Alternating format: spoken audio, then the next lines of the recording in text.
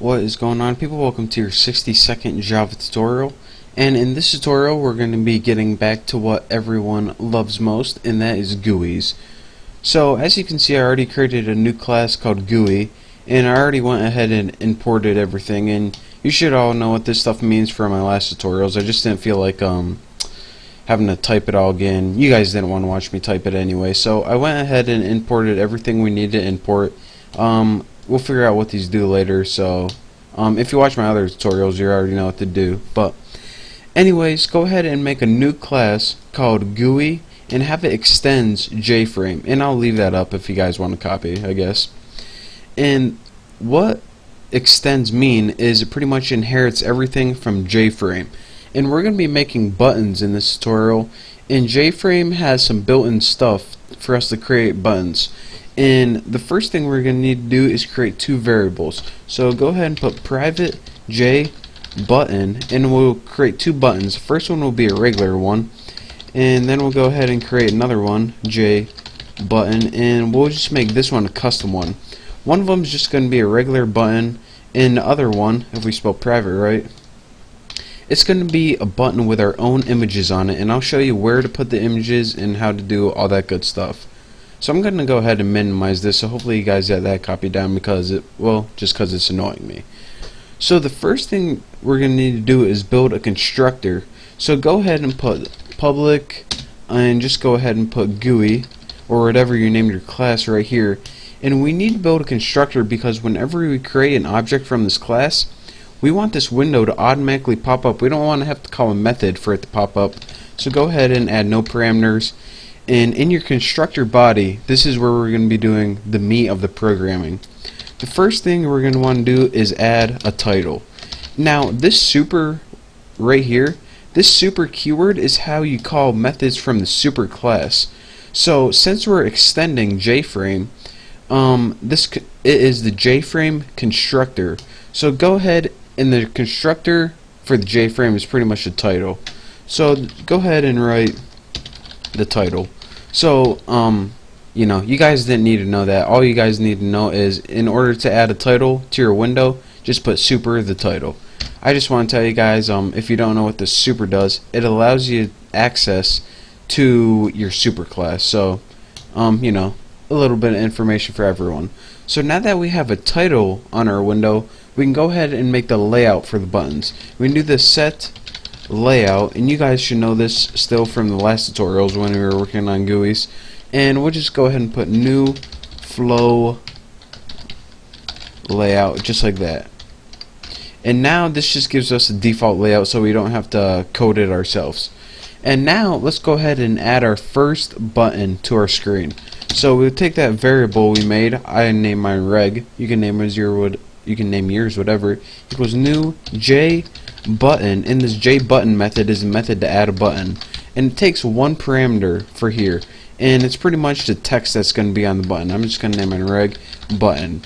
So now if we go ahead and add this to the screen, we now have a blank screen that has a title of the title on the title bar, and we have a button that says reg button on it. Well, that's pretty good, pretty neat, but we can do better. Let's go ahead and make a button using our own custom picture in it, and when you roll over it, you get another picture. So the first thing I want to show you guys is that I have two pictures already right here. And how did I get these pictures here so I can use? First of all, I want to tell you guys, when you create your buttons, make them like 40 by 40, and make sure you save them as ping. I tried to save them as GIF or JPEG, and ping is the only one that like gave me so it could work all the time. Java supports like GIF and JPEG and all the regular image files, but for some reason only ping was working on my computer. Maybe it's a Vista thing, maybe it's not. But once you create these images, here's where you put them. Go ahead to my computer, and you need to find the files you're working on, these class files. Mine, the default workspace, are in C, users, Greg, and then it is in a workspace. And go ahead and go to, let's see, mine is in Bucky, source, and then this is where all your class files are, like apples, that GUI one we just created, put them in the same directory as that. So then you don't have to write a bunch of image paths. You can just write the file name and you're good to go. So your workspace might be a little different, and if you don't know where your workspace is, as soon as you open Eclipse, it tells you where your workspace is. So just copy that, find it, and that is where you want to put your ping files right there. So now that you got your ping files in your same directory as your class, we can go ahead and well, make some fancy buttons. So let's go ahead, and how you do that is in your icon class, and you have to name it icon.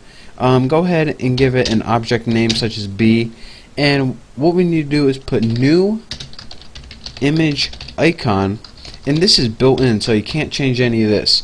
Let's go ahead and put get class, which is this class, and then put get resource, and this resource is going to be the file, and the resource is going to be, well, I named mine b.ping.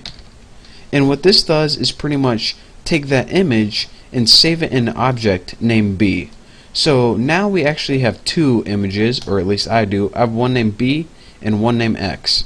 So let's go ahead and create a new one by pasting that in. Icon X is equal to new image x.ping. And if you're wondering, alright, what's this b.ping and x.ping? They're actually just two images I made in Photoshop earlier, so you guys won't have them on your computer, but I just needed a little something to test on, so that's what I did. So now that I have an image named B and an image named X, I can go ahead and change those in the buttons. So what I'm gonna do is take that custom button, remember I named it custom out here, and do custom, and for the value I'm gonna set it equal to new JButton, and for my parameters it first takes the name what's on the button, and I'm gonna name it custom. And for the second parameter, this is an optional parameter. You can have the image you want to appear on the button as well. So I'm gonna have B, and this is pretty much just a little graphic. It's a 40 by 40 graphic, and it's like well, I guess you guys are gonna see. And another cool thing that we can do with it, if you said, alright, on the button we just created, there's an image. Okay, I got that, but what are you going to do with this X image right here? Well, that X image is going to be the rollover for it. So whenever we want to create a rollover, what we do is type the name of that button right there, and you need to put set rollover icon right there. Actually, set rollover, I selected the wrong one. Embarrassing. And the argument for this is, of course, the image you want to roll over. And now let's just add the custom button to the screen. So now we got two buttons on the screen right here. We have a regular button and we have a custom button. So in the next tutorial we're going to be creating a class so when we click the button it's going to handle the event, and we're also going to be you know, that's it. We're going to be seeing these buttons in action. So, and I'll also go over everything I did in case I kind of confused you by going too fast. But for now, my tutorial is getting too long, so thank you guys for watching. Make sure you check out the next tutorial where we see these buttons in action. So again, thank you. Don't forget to subscribe, and I will see you next time.